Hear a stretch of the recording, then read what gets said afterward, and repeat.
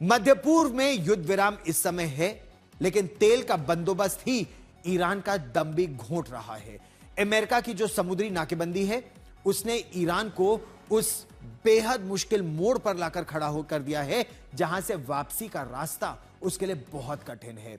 Iran के पास reports के मुताबिक अब बामुश्किल 15 से 20, ज्यादा से ज्यादा 22 दिन तेल के भंडारण का उसके पास समय है। खबर यह है कि ईरान के पास अपना कच्चा तेल रखने की जो जगह है, वो अगले 22 दिन में पूरी तरह से खत्म हो जाएगी।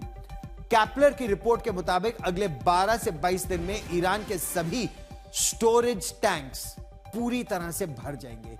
तेल रखने की जगह नहीं मिलेगी। ईरान को अपना प्रोडक्शन मजबूरी में या तो बंद करना पड़ेगा या फिर अमेरिका के साथ बातचीत करनी पड़ेगी। मार्च में ईरान रोजाना 18 लाख बैरल से ज्यादा तेल बेच रहा था, लेकिन अमेरिकी ब्लॉकेड के बाद अब यह घटकर लगभग 5,77,000 बैरल के आसपास रह गया है। अमेरिकी नौसेना ने भी बड़ी तगड़ी घेराबंदी कर दी है। इस घेराबंदी को और बढ़ाया भी जा रहा है।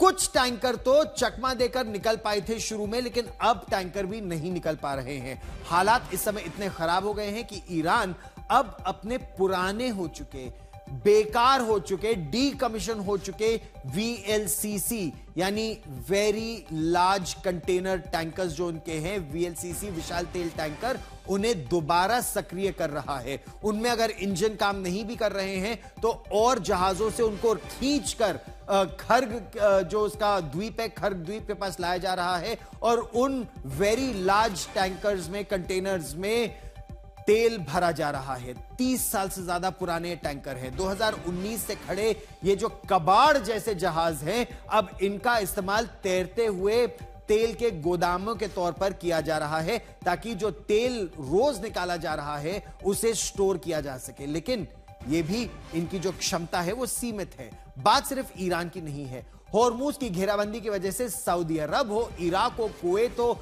संयुक्त अरब अमीरात हो, बड़े उत्पादकों को भी अपना तेल का उत्पादन घटाना पड़ रहा है। यानी दुनिया भर में कच्चे तेल की सप्लाई का संकट लगातार गहराता जा रहा है। तेल निकल तो रहा है, लेकिन क्योंकि ईरान और अमेरिका अड़े हुए हैं, तो दोनों ही एक दूसरे का तेल निकलने नहीं दे रहे हैं। मई के मध्य में ईरान 15 लाख बैरल प्रतिदिन उत्पादन जो है उसे बंद कर देना पड़ेगा और 15 से 20 मई के आसपास ईरान के लिए समस्या बढ़ जाएगी। उसके पास कुछ ही विकल्प बचेंगे, या तो उत्पादन कम कर दे या फिर अपनी छोटी छोटी जहाज जो उसके पास है, गनबोट्स के साथ अमेरिका के ब्लॉकेड को तोड़ने का प्रयास करे और तब जंग फैल सकती है। अब हम आपको एक बड़े स्क्रीन पर दिखाते हैं कि तेल का कुआं अगर बंद करना पड़ा तो ईरान को इससे कितना बड़ा नुकसान हो सकता है। अच्छा, अब हम आपको बताते हैं जो तेल का कुआं है, अगर यह बंद हुआ तो तबाही क्यों होगी। क्योंकि प्राकृतिक दबाव खत्म हुआ तो कुआं डेड हो जाता है। एक बार अगर आपने उसका वॉल्व बंद कर दिया तो दोबारा उससे तेल निकले ना निकले कोई गारंटी नहीं है। 60% निकले, 50% निकले, 40% निकले, बंद हो जाए, कोई गारंटी नहीं है।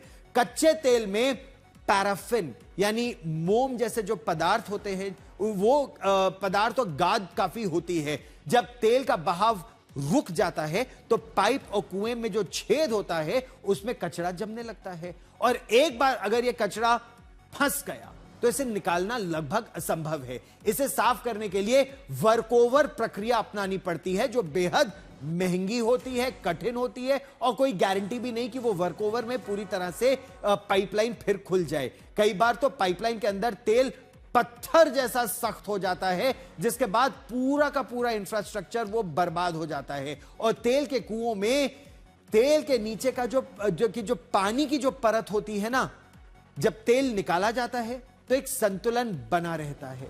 अगर उत्पादन को कम किया जाए, बंद किया जाए, तो यह समस्या बढ़ जाएगी। नीचे का पानी तेल की जगह कई बार ले लेता है। तो आप कुआं जब दोबारा शुरू करते हैं तो तेल के बजाय सिर्फ खारा पानी ही निकलता है, और इससे करोड़ों रुपए का या डॉलरों का नुकसान हो जाता है। ऐसी स्थिति को वाटर आउट या वाटरिंग आउट भी कहते हैं, जिससे कुआं बेकार करार दिया जाता है। एक बंद पड़े कुएं को फिर से शुरू करने के लिए विशेष तरह की जो रिग्स होती हैं उनको लाना पड़ता है, इंजीनियरिंग टीमों की जरूरत होती है और एक तरह से दोबारा खुदाई से लेकर पाइपलाइन दोबारा डालने का काम करना पड़ता है और फिर भी कोई गारंटी नहीं होती कि यह काम करेगी या नहीं करेगी। अच्छा, एक अनुमान के मुताबिक एक बार अगर वो तेल का कुआं पूरी तरह से बंद हो जाए तो उस पुराने कुएं को फिर से चालू करने में जितना खर्च आता है उससे कहीं सस्ता होता है नया कुआं किसी और जगह खोदना। ईरान के पास ऐसे ही फंड्स की कमी है और ऐसे में वो बेकार में इतना खर्चा दोबारा नहीं उठाना चाहता। यह असल में उसके लिए बहुत बड़ा दबाव है और इसीलिए अब अमेरिका का आकलन यह है कि अगले 10 से 15 दिनों में ईरान बातचीत के लिए सामने आएगा ही, मरता क्या ना करता उसे बातचीत करनी पड़ेगी, ऐसा अमेरिका का आकलन है।